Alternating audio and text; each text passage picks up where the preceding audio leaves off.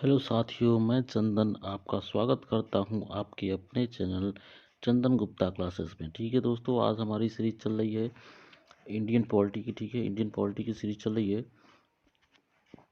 और इसमें दोस्तों हम आपको एम लक्ष्मीकांत, ठीक है, एम लक्ष्मीकांत जो कि यूपीएससी लेवल तक के एग्जाम में एकदम ही इम्पोर्टेंट हो जाता है और मतलब यूपीएससी लेवल के स्टूडेंट भी इसको पढ़ते हैं। ठीक है दोस्तों, तो हम उसी से आपको इंडियन पॉलिटी का जो भी सिलेबस है उसको हम कवर करवा रहे हैं। ठीक है, और जो आपको RRB, NTPC, group D, UP लेखपाल, यूपी पीसीएस लेवल तक के या किसी भी वनडे एग्जाम में दोस्तों आपको स्टेट लेवल तक के एग्जाम में दोस्तों आपको यहाँ से क्वेश्चन देखने को मिलेंगे। ठीक है, तो चलिए हम शुरू करते हैं अपना टॉपिक। ठीक है दोस्तों, सीधी बात, नो बकवास। तो हमारा इससे पहले दोस्तों हमने पढ़ा लिखा है 1773 का रेगुलेटिंग एक्ट, ठीक है, 1786 का अधिनियम और 1784 का पिट्स इंडिया एक्ट। ठीक है, आज हमारा है ताज का शासन। ठीक है, ताज का शासन 1858 से 1947। ताज का शासन बोले तो ब्रिटेन का मतलब सीधे यहाँ पे सीधे क्राउन प्रिंस आ जाते हैं। ठीक है, ब्रिटेन के सीधे क्राउन प्रिंस आ जाते हैं शासन में। तो ये दोस्तों ताज का शासन है जो 1858 से 1947 और 1858 से शुरू होता है और 1947 तक चलता है। ठीक है, यहाँ पे कंपनी को पीछे छोड़ दिया जाता है और सारा जो भारत का मतलब भारत का प्रशासनिक और न्यायिक व्यवस्था जो सीधे है वो ब्रिटेन के क्राउन प्रिंस के हाथों में चली जाती है। ठीक है, तो यही है जब 1858 का भारत सरकार अधिनियम दोस्तों क्या है ये, तो इस महत्वपूर्ण कानून का निर्माण 1857 के विद्रोह के बाद किया गया। ठीक है दोस्तों, जिससे भारत का प्रथम स्वतंत्रता संग्राम या सिपाही विद्रोह भी कहा जाता है। हमने पीछे की वीडियो में बताया था 1857 की क्रांति के बारे में, और वही है दोस्तों, मतलब 1857 की क्रांति को सिपाही विद्रोह या भारत का प्रथम स्वतंत्रता संग्राम भी कहा जाता है। तो भारत के शासन को अच्छा बनाने वाले अधिनियम के नाम से प्रसिद्ध इस कानून ने ईस्ट इंडिया कंपनी को समाप्त कर दिया। ठीक है दोस्तों, ये जो 1857 का भारत सरकार अधिनियम है, ठीक है, ये क्या है, इसको बोलते हैं दोस्तों भारत के शासन को अच्छा बनाने वाले अधिनियम के नाम से प्रसिद्ध था। जिस इस कानून ने ईस्ट इंडिया कंपनी को समाप्त कर दिया, पूरा समाप्त कर दिया ईस्ट इंडिया कंपनी को। अब 1858 से जो भारत की प्रशासनिक और न्यायिक जो व्यवस्थाएं थी वो सीधे क्राउन के हाथों में चली जाती हैं, ब्रिटेन के क्राउन यानी ब्रिटेन के राजा के हाथों में चली जाती। ठीक है, तो इस कानून को समाप्त कर दिया और गवर्नरों और राजस्व संबंधित शक्तियां ब्रिटिश राजशाही को हस्तांतरित कर दी गई। ठीक है दोस्तों, तो मतलब जो कंपनी के जितने भी अधिकार थे उसको समाप्त कर दिया गया, ईस्ट इंडिया कंपनी को समाप्त कर दिया गया और इनके गवर्नर और राजस्व संबंधी जितनी भी शक्तियां थी वो ब्रिटिश राजशाही को हस्तांतरित कर दी गई। ठीक है, नेक्स्ट है इसकी विशेषताएं क्या क्या थी दोस्तों। ठीक है, इसकी विशेषताएं क्या थी, इस अधिनियम की विशेषताएं क्या क्या थी, तो इस अधिनियम की विशेषताएं इस प्रकार थी। ठीक है, इसके तहत भारत का शासन सीधे महारानी विक्टोरिया के अधीन चला गया। गवर्नर जनरल का पद का नाम बदलकर भारत का वायसराय कर दिया गया। ठीक है दोस्तों, हमने आपको बताया था कि बंगाल के जो प्रथम गवर्नर थे लॉर्ड वारेन हेस्टिंग, ठीक है, जो हमारे गवर्नर थे, प्रथम गवर्नर थे, कौन थे दोस्तों, बंगाल के प्रथम governor general Lord Warren Hastings. ठीक है, अब दोस्तों इस पद को समाप्त कर दिया गया, टोटल पूरा इस पद को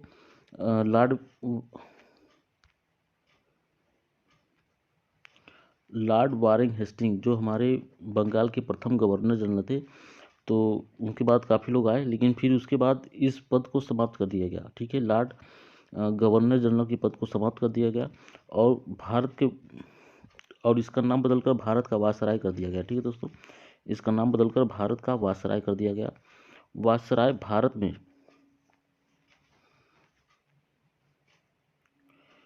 ब्रिटिश ब्रिटिश ताज का, ठीक है, प्रतिनिधित्व बन गया।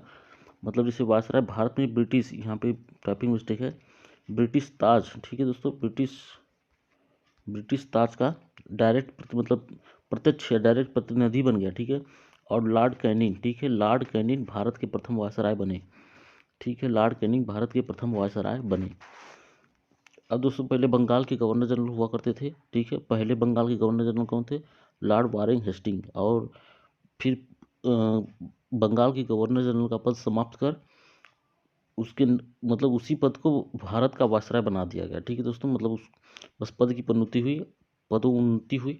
और जो पहले गवर्नर जनरल के रूप में जाने जाते थे, अब भारत के वायसराय के रूप में जाने लगे। और भारत के प्रथम वायसराय कौन थे? तो ये थे दोस्तों लॉर्ड कैनिंग। ठीक है, आप लोग इनको याद रखेंगे, एग्जाम में, वनडे एग्जाम में काफ़ी बार पूछा गया है। यूपी का तो एकदम इम्पोर्टेंट है, मतलब महत्वपूर्ण क्वेश्चन है ये।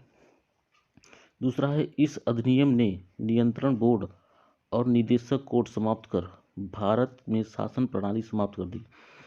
ठीक है दोस्तों, नेक्स्ट चलते हैं हम लोग। सारे पॉइंट इंपॉर्टेंट हैं दोस्तों, और वीडियो आपको पसंद आए तो इसको लाइक सब्सक्राइब अपने दोस्तों के पास ज़्यादा से ज़्यादा शेयर करें। तीसरा पॉइंट है, एक नए पद भारत के राज्य सचिव का सृजन किया गया। ठीक है दोस्तों, जिसमें भारतीय प्रशासन पर संपूर्ण नियंत्रण की शक्ति नहीं थी। यह सचिव ब्रिटिश कैबिनेट की सदस्यता और पूर्णतः प्रसिद्ध संसद के प्रति उत्तरदायी था। ठीक है, अब यहाँ पे दोस्तों जो भारत का वायसराय था, ठीक है, भारत का जो वायसराय था उसके लिए एक राज्य सचिव का सृजन किया गया। ठीक है दोस्तों, एक नए पद राज्य सचिव का सृजन किया गया, जिसमें भारतीय प्रशासन की संपूर्ण शक्ति नहीं थी। ठीक है, और यह सचिव ब्रिटिश कैबिनेट की सदस्यता और पूर्णतः प्रसिद्ध संसद के प्रति उत्तरदायी था। ठीक है, मतलब ये कोई भी बात होती थी जो सचिव का पद था, जो भारतीय प्रशासन पर संपूर्ण नियंत्रण रखता था। और इसकी जो भी घटनाएं घटित होती थी, ये सीधे मतलब पूर्णतः अपने ब्रिटिश संसद को डायरेक्ट संबोधित करता था, ना कि वायसराय को। ठीक है। चौथा है, भारत सचिव की सहायता के लिए 15 सदस्यीय परिषद का गठन किया गया।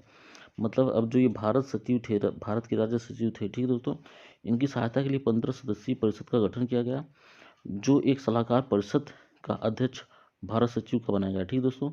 नेक्स्ट है, 1858 के कानून का प्रमुख उद्देश्य प्रशासनिक मशीनरी में सुधार था, जिसके माध्यम से इंग्लैंड में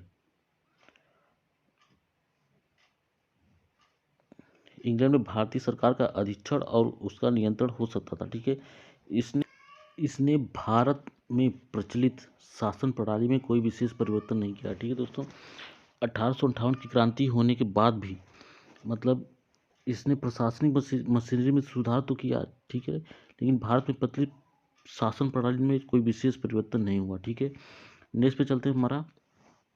अब 1861 का दोस्तों भारत परिषद अधिनियम है। ठीक है, तो इसके बारे में क्या क्या है इसको देख लेते हैं हम लोग।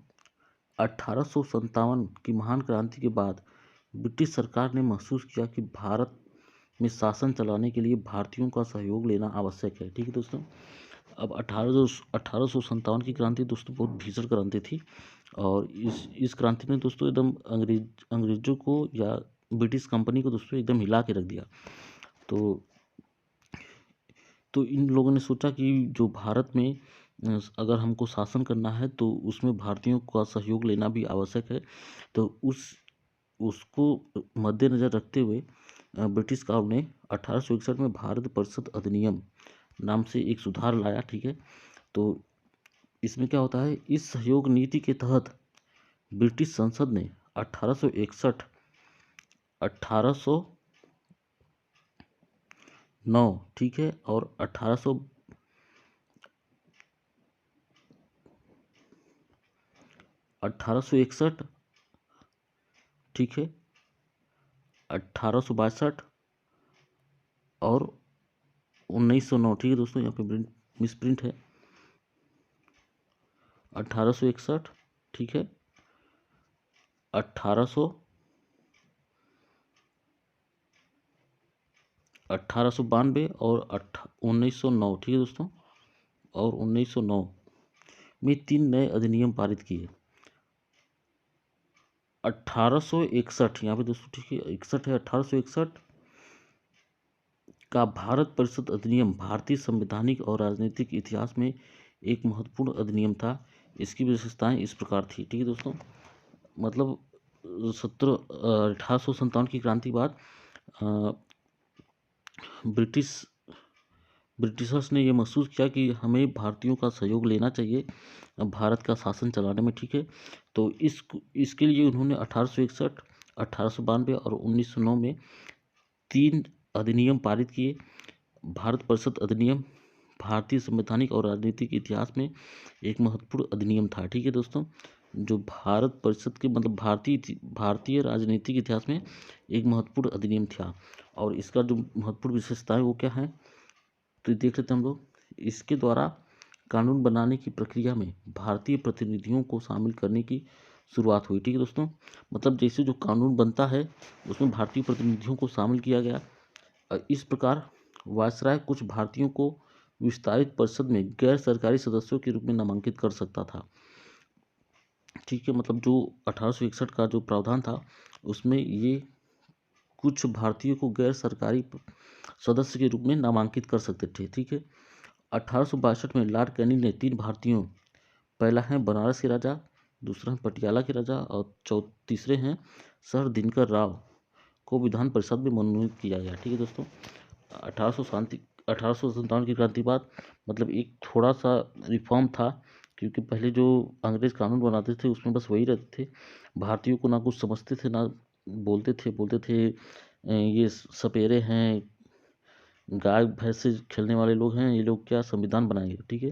तो जब 1857 की क्रांति होती है तो इनको महसूस होता है कि नहीं, इनको शामिल किया जाए और इनके हिसाब से यहाँ पे कानून बनाया जाए, ठीक है। तो इसलिए ये सब रिफॉर्म होता है। और इनको देखिए दोस्तों, सरकारी पद नहीं देते हैं, सरकारी सदस्य के रूप में नहीं चुनते हैं, गैर सरकारी सदस्य के रूप में चुनते हैं, ठीक है। नेक्स्ट पॉइंट है इसका, इसके तहत बंगाल में 1865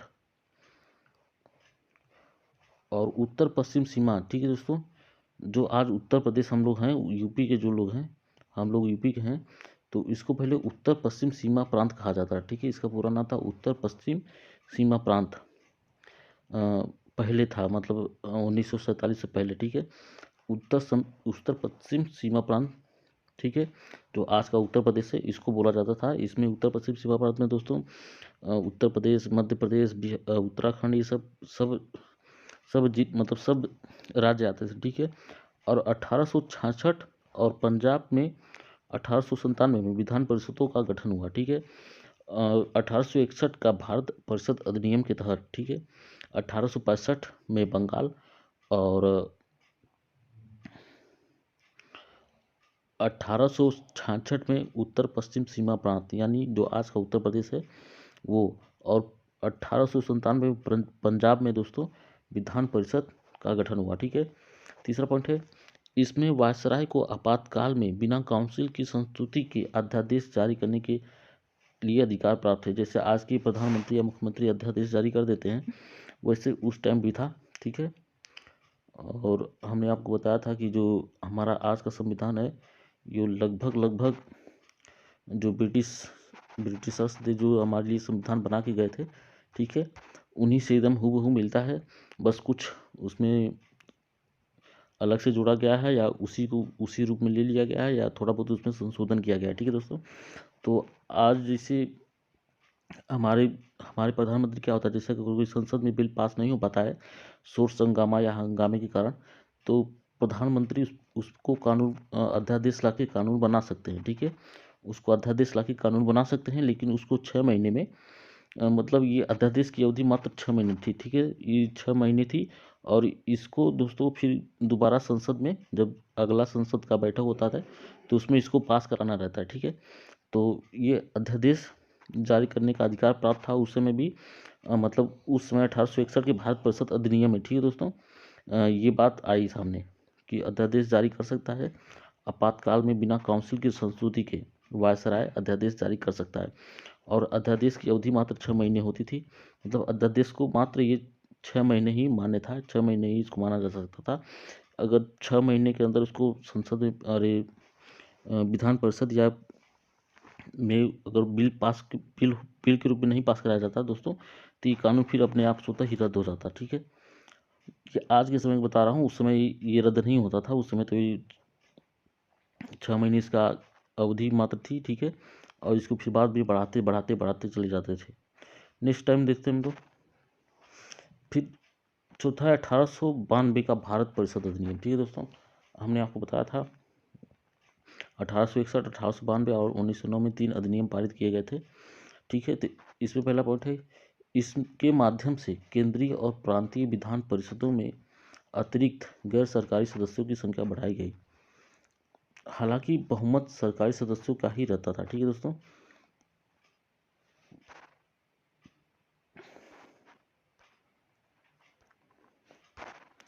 ठीक है दोस्तों, हालांकि बहुमत सरकारी सदस्यों का ही रहता था।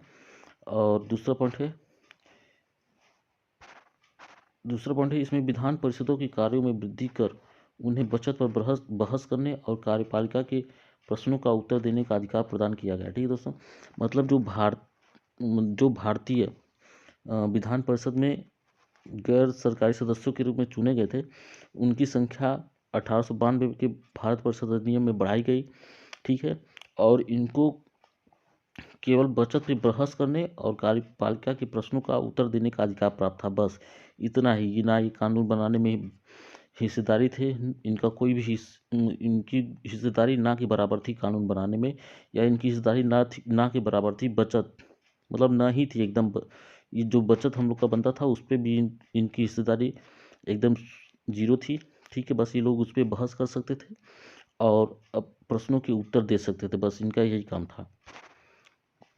फिर आता है दोस्तों 1909 का भारत परिषद अधिनियम। ठीक है, इस अधिनियम को मार्ले मिंटो सुधार के नाम से भी जाना जाता है। दोस्तों यहाँ पे एक बहुत ही इंपॉर्टेंट क्वेश्चन निकल के आता है कि मार्ले मिंटो सुधार क्या था, या फिर मार्ले मिंटो सुधार कब आया था। तो मार्ले, और एक क्वेश्चन और बनता है कि मार्ले मिंटो सुधार को और किस नाम से जाने जाता है। ठीक है, तो आप इसको नोट कर लेंगे, क्वेश्चन को याद में रखेंगे, दिमाग में रखेंगे। ठीक है, कि 1909 में भारत परिषद अधिनियम आया, जिसको मार्ले मिंटो सुधार भी बोलते हैं। ठीक है, और ये क्वेश्चन दोस्तों बार बार पूछा गया है। ये मार्ले मिंटो सुधार कब आया था, तो 1909 में आया था। मार्ले मिंटो सुधार को किस नाम से जाना जाता है, तो 1909 का भारत परिषद अधिनियम के नाम से मार्ले मिंटो सुधार को जाना जाता है। ठीक है दोस्तों, हम जैसे ही ये चैप्टर समाप्त होता है तो हम इस पर क्वेश्चन भी आपको कराएंगे। ठीक है, और जो क्वेश्चन दोस्तों एकदम इम्पोर्टेंट रहेंगे, जो एग्जाम में बार बार पूछे जाते हैं वही कराएंगे। ठीक है, और चलिए फिर आगे देखते हैं। तो ये दोस्तों लॉर्ड मार्ले मिंटो कौन थे, इनको बता देते हैं। तो उस समय लॉर्ड मार्ले इंग्लैंड के भारत के राज्य सचिव थे। ठीक है, और लॉर्ड मिंटो ये भारत के वायसराय थे। तो इन मतलब मार्ले और मिंटो, ठीक है, ये दो लोग अलग अलग दो लोग थे। ठीक है, दो अलग अलग लोग थे। लॉर्ड मार्ले जो उस समय इंग्लैंड में भारत की राज्य सचिव थे, और लॉर्ड मिंटो भारत के उस समय भारत के वायसराय थे 1909 के दौरान। ठीक है, तो इसमें था, इसने केंद्रीय और प्रांतीय विधान परिषदों के आकार में काफ़ी वृद्धि की। ठीक है, मतलब जैसे पहले था कि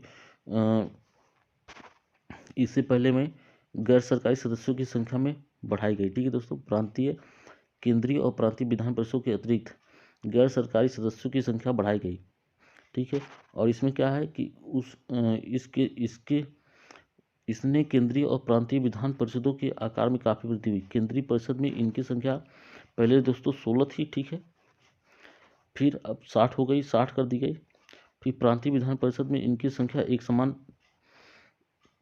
नहीं थी, मतलब यहाँ पे जो केंद्रीय परिषद था, ठीक है दोस्तों, केंद्रीय परिषद था, इसमें ये पहले लोग 16 थे। ठीक है, 16 थे, मात्र 16 थे, तो इनकी संख्या 7 बढ़ाई गई। लेकिन फिर भी ये दोस्तों इनके जो सरकारी उसमें थे, सरकारी पद थे, उनसे कमी थी। ठीक है, नेक्स्ट पे चलते हम लोग।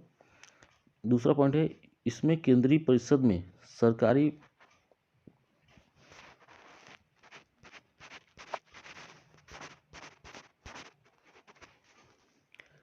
दूसरा पॉइंट है, इसमें केंद्रीय परिषद में सरकारी बहुमत को बनाए रखा गया। ठीक है, लेकिन प्रांतीय परिषद में गैर सरकारी सदस्यों की बहुमत की अनुमति नहीं थी। ठीक है, तीसरा पॉइंट है, इसमें दोनों स्तरों पर विधान परिषदों के कार्यों का दायरा बढ़ाया गया। उदाहरण के तौर पर अनुपूरक प्रश्न पूछना, बचत पर संकल्प रखना आदि। ठीक है, इसमें दोस्तों जो विधान परिषद के जो भारतीय सदस्य थे, जो भारतीय सदस्य थे विधान परिषद में, उनके कार्यों का दायरा बढ़ाया गया। तो कार्य का दायरा कितना बढ़ाया गया, बस क्या था कि ये अनुपूरक प्रश्न पूछ सकते हैं, बचत पर संकल्प रखना आदि। ठीक है दोस्तों, मतलब ये प्रश्न पूछ सकते हैं। पहले था कि बस जो बचत था उस पर बहस कर सकते हैं, और उस पे जो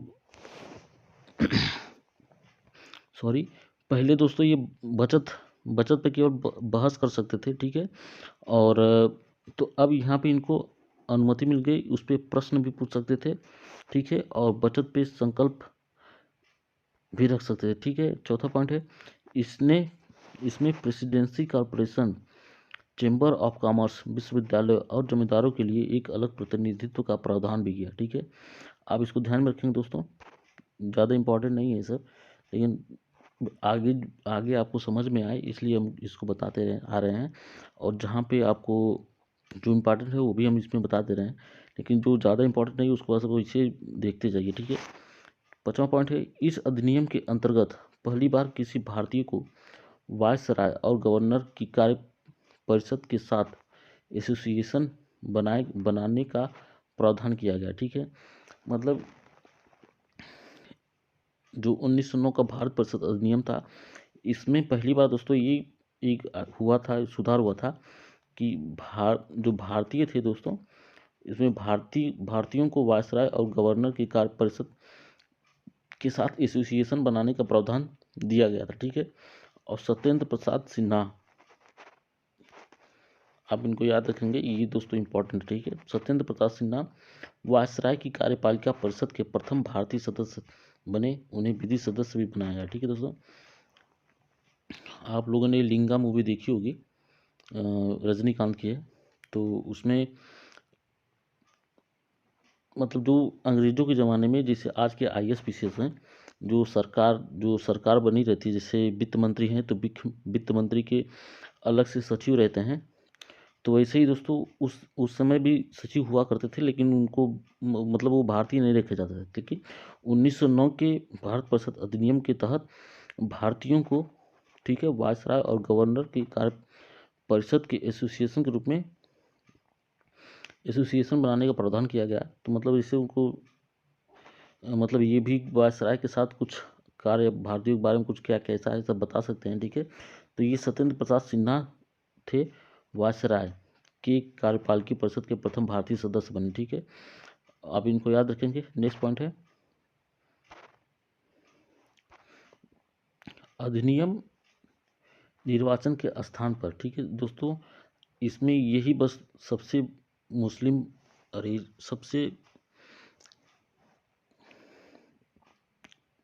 सबसे गलत इसका वो था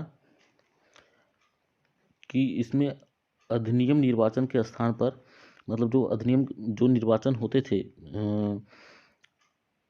भारतीय सदस्य के जो निर्वाचन होते थे, उसमें मुस्लिमों के सांप्रदायिक प्रतिनिधित्व का प्रावधान किया गया। ठीक है दोस्तों, मतलब इसके अंतर्गत मुस्लिम सदस्यों का चुनाव मुस्लिम मतदाता ही करेगा, और इस प्रकार, और हिंदू मतदाता थे उनका हिंदू मतदाता, मतलब जो हिंदू सदस्य थे उनका हिंदू मतदाता चुनेंगे, और जो मुस्लिम सदस्य रहेंगे उनको मुस्लिम मतदाता वोट देकर चुनेंगे। ठीक है, इस प्रकार इस अधिनियम ने सांप्रदायिकता को वैधानिकता प्रदान की। ठीक है, मतलब शुरू में अगर आपको पूछा जाएगा कि जो सांप्रदायिकता के रूप में इसमें क्वेश्चन पूछा जाता है दोस्तों। ठीक है, कि किस सुधार के तहत मुस्लिमों को एक प्रत्यक्ष रूप से अलग निर्वाचन आयोग की मान्यता मिली, तो को सुधार कौन सा दोस्तों, 1909 का भारत परिषद अधिनियम के तहत मुस्लिमों को, ठीक है, मुस्लिम सदस्यों का निर्वाचन मुस्लिम मतदाता ही करेंगे। ठीक है, और हिंदू हिंदू सदस्यों का निर्वाचन चुनाव हिंदू मतदाता ही करेंगे। ठीक है, और इस प्रकार लॉर्ड मिंटो को सांप्रदायिक निर्वाचन के जनक के रूप में जाना जाता है। ठीक है दोस्तों, आपसे ये क्वेश्चन पूछ सकता है कि लॉर्ड मिंटो, अरे सांप्रदायिक निर्वाचन का जनक किसे माना जाता है, तो लॉर्ड मिंटो को बोलेंगे आप। ठीक है, ऑप्शन आपको दिया रहेगा, Lord Minto, Lord Macaulay, Lord Canning, ऐसे ऐसे ऑप्शन दिए रहते हैं। तो सांप्रदायिक निर्वाचन के जनक किसे माना जाता है, तो लॉर्ड मिंटो है। ठीक है दोस्तों, इन्होंने ही मुस्लिम सदस्यों का चुनाव मुस्लिम मतदाता और हिंदू सदस्यों का चुनाव हिंदू मतदाता के अनुसार कराने की बात कही थी। मतलब कही क्या थी, इसमें हुआ था ऐसा। ठीक है दोस्तों, तो आज ये हमारा आज का वीडियो समाप्त होता है। ठीक है।